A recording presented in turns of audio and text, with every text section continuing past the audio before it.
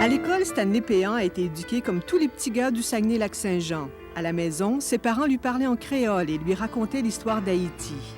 À 30 ans, Stanley Péan s'est déjà taillé une place enviable dans la littérature québécoise. Nous avons voulu savoir comment il a réussi le métissage de ces différentes cultures.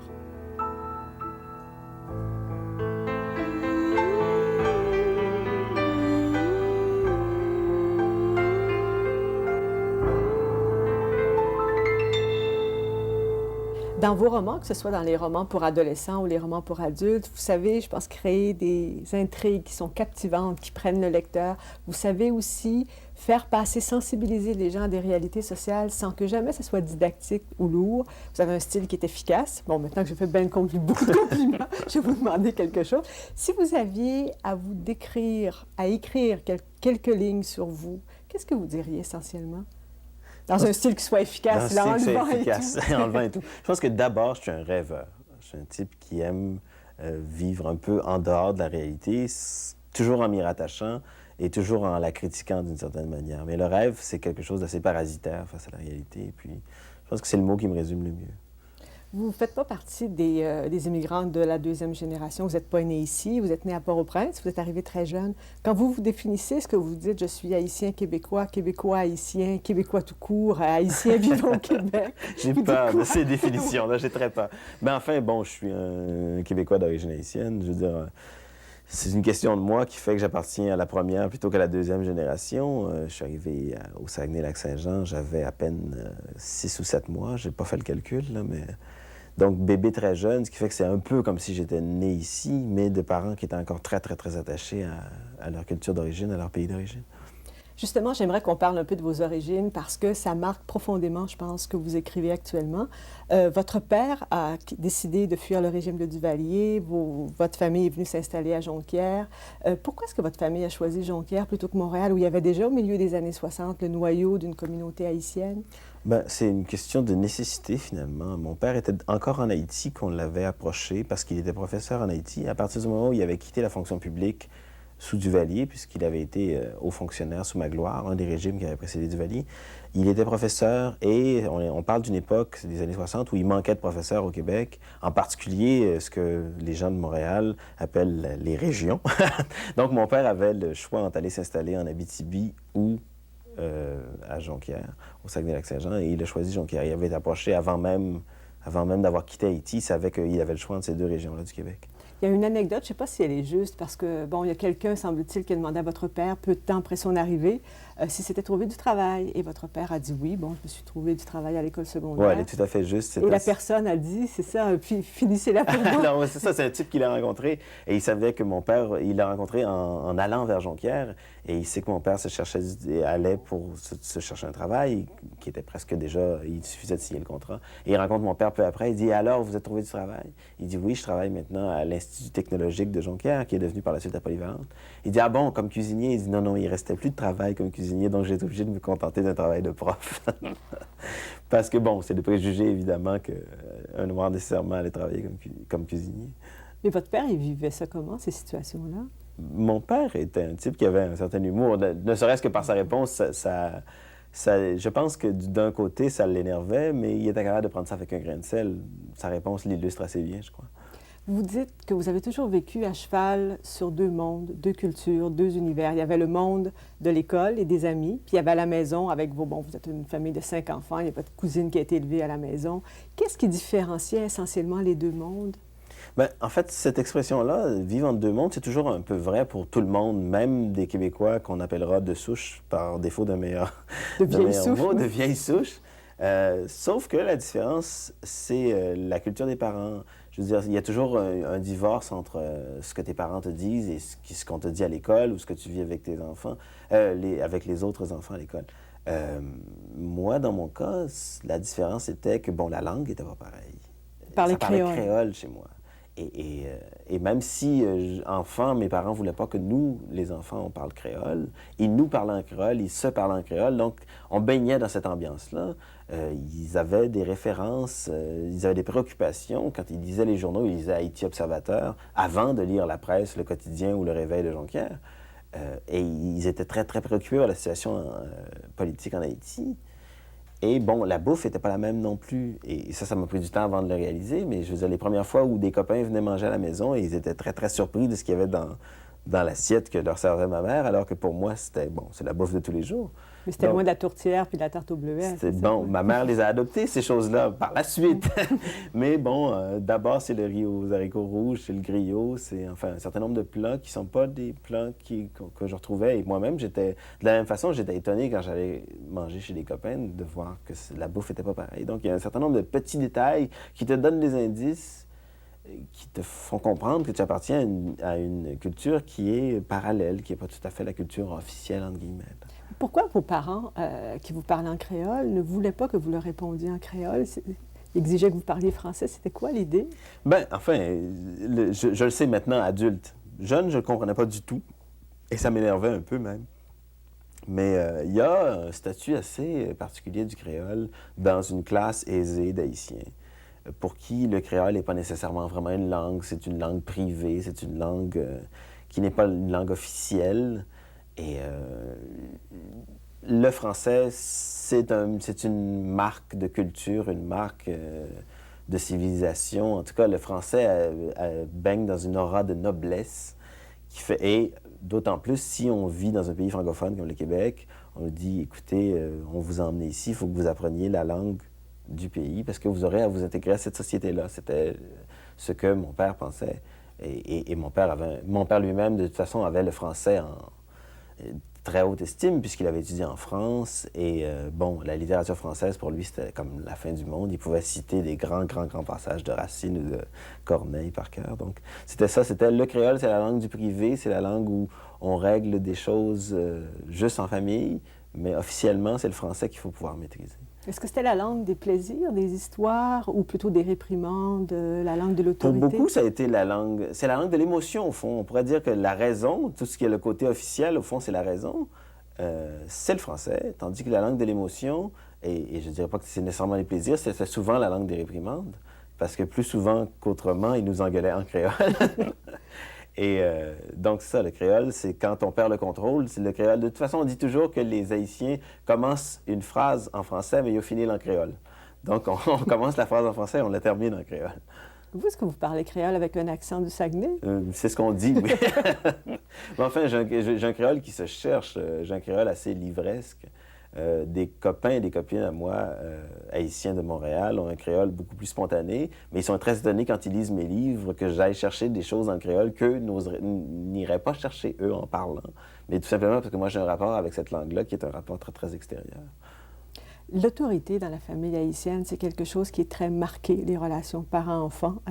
Vous, est-ce que vos parents étaient très autoritaires? En particulier mon père. Mon père, c'était vraiment le stéréotype du père haïtien qui a toujours raison. Papa a raison, tu pourrais emprunter le titre d'une émission de télé. C'était mon père à moi. Puis on ne conteste pas. Et on ne conteste pas du tout, du tout. Moi, j'ai très peu contesté, sinon dans mon journal personnel. Je sais que mon plus jeune frère a eu plus de difficultés avec qui est plus Jonquièrois que moi, au fond, et qui est né à Jonquière, lui. Ouais. Alors, les frictions étaient plus difficiles entre lui, mais les autres qui ont toujours suivi, enfin, les prescriptions du père qui porte les culottes, d'une certaine manière. Au fond, c'est très, très ancré dans la culture haïtienne, cette idée que les parents ont nécessairement raison sur les enfants qui ne sont pas encore des citoyens, qui sont déjà en apprentissage. Et c'est une des raisons pour laquelle le Québec était en transformation au moment où moi je grandissais. Et puis de plus en plus, c'est pas tout à fait comme ça dans la famille québécoise. De plus en plus, les enfants ont leur mot à dire sur comment on gère une famille. Et c'était pas du tout comme ça quand je grandissais. Mais est-ce que ça faisait un choc de voir que, par exemple, chez vos copains, bon, même si, on remonte quand même un petit peu loin, ouais, mais les parents étaient plus permissifs? Oui, l'idée même, pas non seulement de la permissivité, mais l'idée même d'appeler les parents par leur prénom, ça aurait été impossible chez moi. Alors que j'avais des copains qui appelaient leur père Baptiste ou leur mère Gisèle sans problème. Est-ce que vous deviez vous voyer vos parents aussi? Je ne les vous voyais pas, mais c'est de justesse. Hein? Mais ça se manifestait comment, l'autorité? En quoi c'était différent, par exemple, de ce qui se passait chez vos copains? Ben, je veux dire, ils sont plus sévères dans la mesure où on parle de l'heure de rentrer le soir ou de consulter pour la moindre activité qu'on qu'on a à faire avec des copains, dire bon, je vais juste au centre-ville, on parle de 20 minutes de marche au centre-ville, mais il faut demander la permission avant. Il faut toujours s'assurer que les parents sachent où on est, par exemple. Et moi, je le faisais beaucoup, et Rénal, le plus jeune, ne le faisait pas du tout, donc c'est une différence. Et lui, il en a souffert beaucoup, d'être celui qui vient après l'hyper-discipliné. L'adolescence, c'est une période qui est particulièrement difficile, bon, pour la plupart des gens. Je ne sais pas, vous dites que vous étiez discipliné, que vous n'étiez pas... Jusqu'à l'adolescence. Parce que, autant maintenant, vous semblez avoir très bien intégré les deux cultures, les deux mondes. À l'adolescence, quand on est très peu nombreux à être noirs dans un milieu de blancs, puis à l'adolescence, on a envie de se regrouper en gang, tout ça. Est-ce qu'à ce moment-là, vous auriez aimé être à Montréal, être dans des écoles, justement, où les Haïtiens ou les gens d'origine haïtienne sont en majorité? Est-ce que ça vous a manqué? Non, je pense pas. Même en rétrospective, je pensais que ça m'avait manqué. Pour moi, mon existence s'est déroulée toujours dans ce milieu-là. Je ne pouvais pas imaginer qu'il en existait un autre. À l'adolescence, sinon, la seule chose, c'est que je vais commencer à me poser des questions là-dessus, parce que je réfléchissais plus, ne serait-ce que parce que là, je fréquentais de la littérature haïtienne, de la littérature autre aussi, et parce que, tranquillement, mes tendances allaient vers ça, vers la réflexion, tout ça. Je réalisais à quel point ma différence était plus grande que celle que d'autres personnes pouvaient éprouver entre le milieu scolaire et le milieu familial. Et là, je me mettais à réfléchir là-dessus, mais pas au point de me dire j'aurais voulu avoir mon gang haïtien ou quoi que ce soit du genre. J'ai quand même vécu des amitiés très, très, très, très proches avec mes amis Jonquière Roy de vieille souche, qui fait que... ça vous fatigue, les étiquettes, hein? Non, c'est quelque chose de... On a l'impression d'enfermer les gens dans le langage, alors que les gens sont toujours plus que l'étiquette qu'on pourrait leur accoler sur le dos. Il y a beaucoup de violence dans ce que vous écrivez, autant dans les romans pour adolescents que dans les romans pour adultes. Il y a presque toujours de la violence physique. Pourquoi? Qu'est-ce qui vous fascine? Je pense que de toute façon, il y a presque toujours de la violence physique dans la vie. Mais bon, c'est une question de genre aussi. J'ai choisi de m'exprimer dans un genre, le genre fantastique, en tout cas, le genre suspense et tout ça, qui flirte beaucoup avec des émotions extrêmes. Il n'y a pas que la violence qui soit poussée aux extrêmes dans mes romans. Autant des passions romantiques, érotiques et tout ça sont poussées à leur paroxysme. Mais oui, la violence, parce que, bon, c'est une façon de secouer le lecteur. Je ne crois pas à une littérature de complaisance, une littérature confortable. Franz Kafka, qui est un de mes écrivains préférés, disait toujours qu'il faut lire seulement les livres qui nous frappent à la tête. Si un livre ne nous frappe pas à la tête, ça ne vaut pas la peine de le lire. Alors, je trouve que la littérature, ça sert aussi à, bon, je ne veux pas donner un air messianique ni moralisateur à la littérature, mais aussi à secouer les consciences. Je pense que ça fait partie de notre travail d'écrivain. Mais la violence, si je reviens à ça, c'est parce que dans les romans pour adolescents, bon, surtout dans les trucs pour enfants, on est en train d'édulcorer, d'enlever tout ce qu'il y a de violent, même tout ce qui fait peur. On revoit les contes de fées. C'est un peu moins pire pour les adolescents, mais il y a une tendance comme ça. Comment est-ce que vous voyez ça? Mais ça, je trouve ça un peu affreux, parce que je pense que c'est comme passer à côté de ce que c'est que la vie. Les contes pour les jeunes, si on prend le Chaperon Rouge et compagnie, ce sont des contes qui avaient leur dose de violence, leur dose de terreur, qu'on appellera tolérable. Et ça fait partie de l'apprentissage de l'existence. Je veux dire, un jeune aura peur du grand méchant loup, et c'est normal, c'est comme une façon d'apprivoiser ce qu'il aura à vivre plus tard. Je suis un peu contre la génération passe-partout, une espèce de littérature, en tout cas de fiction, où on est très, très collé sur le réel, on déborde pas trop dans l'imaginaire, finalement, on fait des histoires qui tournent autour de la nouvelle brosse à dents, mais il y aura plus dans la vie que juste la nouvelle brosse à dents. Il y aura aussi les gens qui nous suivront dans la rue, ou les gens bizarres dans le métro, et je pense que la littérature peut servir les émotions qu'on vit par procuration à travers des personnages fictifs, peuvent servir à nous apprendre à faire face à cette peur-là, à faire face à cette mort-là qui, de toute façon, va nous entourer dans l'existence. Mais comment on fait pour écrire sur la violence sans sans faire l'apologie de la violence, mais sans être moralisateur en disant que la violence est mauvaise aussi? Comment on fait pour doser ça? Moi, c'est difficile à doser. C'est vraiment une question d'équilibre quand on écrit. La violence existe, on ne peut pas l'éliminer des livres complètement. Évidemment, c'est un choix de décider d'en parler spécifiquement comme je le fais moi, mais sans en faire l'apologie, on peut reconnaître que, elle existe et qu'il faut apprendre. Ce qu'apprennent les personnages de l'Emprise de la nuit, par exemple, c'est qu'ils ont cette pulsion-là, mais ils ne sont pas obligés d'y céder. Oui, d'accord, nous sommes tous des barbares, mais bon, on est aussi des êtres civilisés, on s'est donné un système pour exister entre nous, et Et c'est beaucoup plus facile d'exister entre nous quand on ne se poignarde pas dans le dos pour la moindre raison. Vous, personnellement, est-ce que vous êtes un être violent? Absolument pas. Je suis d'une C'est pas nature l'exutoire. tellement douce. Mais en fait, non, je suis violent juste dans mes livres. Je veux dire, il y a une catharsis qui passe. Si c'est pas écrire des livres, comme c'est dans mon cas, ça pourrait être jouer au Space Invaders sur un Nintendo. Je veux dire, comme je le dis, on a tous cette violence-là en nous. Et on s'imagine, voilà, on en parle, on va éliminer les jouets violents. On fera plus de petits revolvers pour les enfants et on fera plus de chars d'assaut et tout ça. Alors, c'est pas une solution. Ça n'a absolument rien à voir avec la vraie vie d'enlever aux enfants.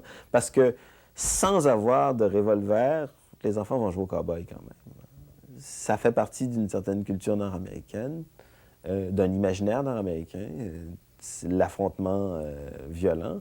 Et sans avoir la maquette de revolver, on va faire paf-paf en mettant le doigt, en pointant le doigt vers l'autre. Il y a beaucoup d'écrivains québécois d'origine étrangère, bon, qu'on pense à Sergio Coquis, Ying Chen, Émile Olivier, Nilvi Sundat, pour qui leur imaginaire est vraiment nourri par les origines, par les souvenirs d'enfance, l'exil, le déracinement, bon, tout ça. Vous avez dû faire la démarche un peu inverse, c'est-à-dire que vous êtes allé chercher intellectuellement vos origines parce que vous ne les aviez pas. Bon, vous êtes parti, vous étiez bébé, alors vous avez lu, vous vous êtes documenté, vous faites une thèse de doctorat sur la présence du vaudou dans la littérature américaine et haïtienne. Toute cette démarche-là, vous l'avez fait pour écrire ou vous l'avez fait comme individu d'abord? D'aller récupérer votre passé? C'est un peu les deux, c'est un peu les deux. Je veux dire, si je l'ai fait pour écrire, c'est d'abord parce que ça me tracassait comme individu. J'avais envie de savoir. J'avais envie d'aller dans ça qui appartenait à ma famille et qui m'appartenait un peu moins pour être plus complet, j'ai l'impression. C'est comme si je sentais qu'il me manquait une partie de moi-même. Est-ce que vous vous sentez étranger par rapport à cette partie-là? Bien, je suis vraiment, comme quand je dis que je suis à cheval entre deux mondes, je prévois un voyage en Haïti cette année et je sais très bien que je vais débarquer en Haïti en tant qu'étranger et peu importe le nombre de livres que j'aurai écrits sur la culture haïtienne transplantée et tout ça, c'est quand même quelque chose dont j'ai une connaissance purement livresque. Justement, quand vous allez aller en Haïti, quand vous allez débarquer là-bas, est-ce que les gens ne vont pas vous faire sentir aussi comme étrangers? Est-ce qu'il n'y aura pas une distance qu'eux-mêmes vont installer? Vous savez, il y a une expression, je pense, on appelle surtout les Noirs américains, il y a des biscuits Oreo, c'est-à-dire qu'ils sont noirs à l'extérieur, mais ils sont blancs à l'intérieur. Ouais. Est-ce que vous pensez qu'on va vous faire sentir comme ça? Mais je ne sais pas dans quelle mesure on me fera sentir comme ça. Moi, je pense que je vais arriver, moi, avec déjà une espèce de distance, volontairement ou pas, parce que je sens très bien que je suis différent du type de 30 ans qui aura toujours vécu en Haïti. Ou même de celui qui aurait vécu à Montréal dans la communauté haïtienne. Ça, je l'ai déjà constaté pour avoir rencontré des gens qui appartiennent à la communauté haïtienne. Mais je ne pense pas que ce sera volontairement qu'on me fera sentir comme ça. Mais c'est sûr qu'il y aura cette espèce de dichotomie entre moi et le vrai haïtien, entre guillemets. Là. Votre thèse de doctorat, vous l'avez faite sur le vaudou. Quand on choisit le sujet d'une thèse de doctorat, on est mieux d'être drôlement fasciné parce qu'on vit avec ça pendant plusieurs années. Qu'est-ce qui vous fascine dans le vaudou? Bien, parce que je suis un grand lecteur, non seulement de littérature haïtienne, mais de littérature en général, et que j'ai fréquenté beaucoup les auteurs fantastiques. Très jeune, je lisais des histoires qui avaient rapport avec le vaudou, qui avaient rapport avec Haïti. Même dans Bob Moran, il y avait un épisode de Bob Moran qui se passait en Haïti. Et très, très, très tôt, je me suis intéressé à ça, à ce phénomène-là, qui est, à mon sens, peut-être la forme que prend la culture haïtienne, qui est la plus typique, qui est la plus identifiée à Haïti, le vaudou, qui est né là-bas. Et là, je lisais un certain nombre de choses là-dessus en me demandant, mais qu'est-ce qui est vrai, qu'est-ce qui est faux? Et je posais des questions à mes parents et qui disaient, bon, tout ça, c'est pour épater la galerie, c'est pas nécessairement vraiment ça, le vaudou. Mes parents sont pas des vaudouisants. Mon père m'a enseigné la religion catholique à la polyvalente, donc ils n'étaient pas branchés là-dessus, mais quand même, ils avaient des connaissances assez pour me dire, bon, ça c'est pour les touristes, puis ça, c'est vrai. Ce qui fait que je me suis mis très tôt à lire non seulement de la fiction qui avait rapport avec le vaudou, mais des livres d'anthropologie, des livres d'ethnologie sur la question. Est-ce que vos connaissances du vaudou, est-ce que ce sont que des connaissances qui sont livresques? Purement livresques. Et au fond, la thèse ne porte pas autant, comme je dis, sur le vaudou que sur son image dans la littérature. Mais personnellement, vous n'avez jamais été tenté d'assister à des cérémonies? Je ne parle pas des cérémonies pour touristes, là, je Non, parle non, des vraies cérémonies. Oui. Non, parce que, au fond, la connaissance que j'en ai et le respect que j'ai pour cette religion-là est un respect qu'on pourrait avoir pour n'importe quelle religion étrangère. Et j'aurais un peu l'impression de faire œuvre de voyeur, de faire œuvre de type qui veut tomber dans le sensationnaliste. Je n'ai pas le sentiment religieux vaudou qui justifierait que j'aille assister à une cérémonie. Je sais, par les livres, ce que c'est qu'une cérémonie vaudou. Je n'ai pas la curiosité qui fait que j'aurais envie d'aller voir de mes yeux vus ce que ça donne, puisque, au fond, ça ne m'intéresse pas en tant que célébrant. Qu'est-ce qui vous a donné le goût d'écrire essentiellement? C'est, encore une fois, c'est la lecture. Le livre qui a changé ma vie, puisque j'ai toujours été comme lecteur boulimique, très, très jeune. D'abord des bandes dessinées, mais ensuite des romans. On est passé de Bob Moran et de Tarzan très vite à des choses plus sérieuses. Et les choses plus sérieuses, ça a été L'étranger d'Albert Camus. Vraiment, c'est le livre déterminant. Quand j'ai lu L'étranger d'Albert Camus à 14 ans, j'ai su qu'est-ce que ça représentait, ce que mon père parlait comme la littérature. Tout d'un coup, j'avais une très, très bonne idée de ce que c'était la littérature en lisant L'étranger d'Albert Camus. D'abord, il y avait une histoire qui est très, très simple dans le cadre d'Étranger, un peu décousue, mais très, très simple. Bon.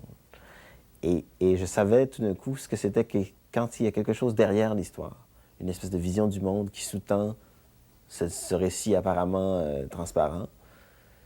Et là, j'ai découvert ce que c'était. Et ce choc-là, je me suis dit, j'ai envie de donner ce choc-là à des lecteurs. J'ai envie d'écrire moi aussi pour arriver à... J'ai pas encore pondu mon étranger à moi, là, mais j'ai eu envie à ce moment-là d'écrire des romans à cause du choc que j'ai reçu. Qu'est-ce qu'on vous dit de vos livres? Ben, récemment, j'étais dans une polyvalente à Iberville et on me disait qu'ils sont dérangeants. Les jeunes qui ont trouvé ça dérangeant, qui n'en ont pas dormi. Et pas nécessairement pour des questions de violence, mais pour d'autres questions qui sont soulevées. Je pense, par exemple, à La mémoire ensanglantée, qui traite de possession, mais qui traite aussi de tout l'héritage que traîne ici au Québec. On y revient à la question haïtienne. Voilà une jeune, Leila, qui a 16 ans, qui a grandi complètement en dehors d'Haïti, et que tout d'un coup, elle découvre tout ce que sa famille a vécu et dont on ne parle pas, que c'est un peu tabou, qu'il y a quelqu'un dans la famille qui a été violé par les macoutes et tout ça, qui a été poussé au suicide et tout ça. Et elle découvre tranquillement que ça appartient à l'histoire familiale. Et ça, c'est dérangeant parce que c'est une forme de violence qui n'est pas la violence des gangs, là, comme dans l'Emprise de la nuit, mais qui est une violence plus dérangeante, qui est plus troublante parce que c'est pas quelque chose de spectaculaire, mais c'est quelque chose de très sourd qui peut travailler longtemps le subconscient. Quand on lit vos livres, je pense que je n'ai jamais autant lu de blagues sur les Haïtiens, sur les Noirs que dans vos livres. Pourquoi est-ce que vous sentez le besoin d'en mettre autant? Ben, c'est une façon de désamorcer tout ça. Je pense qu'une des meilleures façons d'approcher les préjugés, c'est d'y aller avec un grain de sel, d'y aller avec l'humour. Mon premier monologue à l'époque où je faisais partie du groupe sanguin, ou que je jouais moi-même, était un truc qui était un ramassis de gags racistes, qui était une façon donc de critiquer ça, de démonter les mécanismes de l'esprit raciste. Je fais ça un peu dans Zombie Blues. Il y a le personnage de Paul-Émile Boivin, qui est un policier, qui travaille avec un policier haïtien, qui passe sa journée à lui raconter des blagues contre les Haïtiens. Et ça naît du malaise de sa part. C'est comme, il n'est pas tout à fait habitué, même si ça fait un bout de temps qu'ils travaillent ensemble. Mais c'est comme il veut tester les limites de l'autre et en même temps se rendre compte que l'autre, finalement, c'est un peu lui. Hein. C'est contre la rectitude politique, un peu peut-être parce que vous êtes noir que ça choque moins, parce que si moi j'écrivais ce genre de blague-là dans un roman... Ce serait mal interprété. Ce serait mal interprété de façon différente. Mais vous en avez contre la rectitude politique aussi, ça vous fatigue beaucoup? Ben, je pense que oui. Je pense que la rectitude politique et tous ses dérivés sont des bâillons qui font qu'on n'avance pas dans une société. Et je parle de ces dérivés. Et récemment, j'ai eu une discussion à propos de ce qu'ils appellent, chez les anglo-saxons, chez les Canadiens anglais, l'appropriation culturelle. C'est-à-dire que moi, j'ai le droit d'écrire sur les Haïtiens, j'ai le droit d'écrire à peu près n'importe quoi sur les Haïtiens, mais il est sous-entendu aussi que j'aurais pas le droit d'écrire n'importe quoi sur les Québécois. Et que seul moi, en tant qu'Haïtien, ai le droit de dire ce que je dis, et que seul un homosexuel pourrait écrire sur les homosexuels, et que seul un Amérindien pourrait écrire sur les Amérindiens. Ce qui fait qu'on est tous un peu tous ghettoisés, Et on n'avance pas parce qu'il n'y a pas de dialogue. Je pense que le dialogue se nourrit justement du droit d'aller chercher dans la culture de l'autre des choses. Et ça, c'est pas politically correct, puisqu'on a tellement peur de toujours offenser un tel ou un tel. Je me rappelle, j'ai publié un texte il y a quelques années dans Le Devoir où il y avait une blague sur les homosexuels. Et là, j'avais reçu une lettre dans le courrier des lecteurs du Devoir qui m'accusait d'être homophobe. Enfin, tous mes amis homosexuels en ont bien ri, puisque je veux dire, je pense pas être plus homophobe que quiconque, ni moins ou quoi que ce soit. Mais, donc, c'est ça qui est le danger, l'idée que on peut pas, il y a des sujets tabous. Je pense qu'il n'y a aucun tabou en littérature. La seule obligation qu'un écrivain a, c'est d'être honnête avec son sujet, d'être honnête avec son lecteur. Mais de dire que tel sujet, je ne peux pas y toucher parce que c'est controversé, je trouve ça dangereux. Vous dites que vous ne croyez pas au bonheur. Non, pas du tout. Pourquoi? C'est une très bonne question. Il n'y a rien qui m'a prouvé dans mon existence que quelque chose comme ça puisse exister. Je ne suis pas très... Vous ne le recherchez pas non plus? Non, je ne le recherche pas. Je préfère rechercher le plaisir, que ce en quoi je crois, c'est le plaisir. Je pense que la vie, on peut, en rétrospective, et là je parle comme quelqu'un qui aurait 50 ans alors que j'en ai à peine 30, en rétrospective, dire qu'on a eu une bonne vie dans la mesure où se sont accumulés un certain nombre de petits plaisirs qui compensent pour les grands désarrois, les grands désespoirs qu'on rencontre. J'aime mieux chercher les petits plaisirs. Je suis jamais déçu par le plaisir, alors que le bonheur, si on s'illusionne sur l'existence du bonheur, je pense qu'on peut risquer de finir par devenir désabusé. Ben, je vous souhaite beaucoup de plaisir, puis continuez à écrire, parce que nous, on a du plaisir à vous lire. On va peut-être continuer, nous, à chercher le bonheur par ailleurs. Je vous remercie.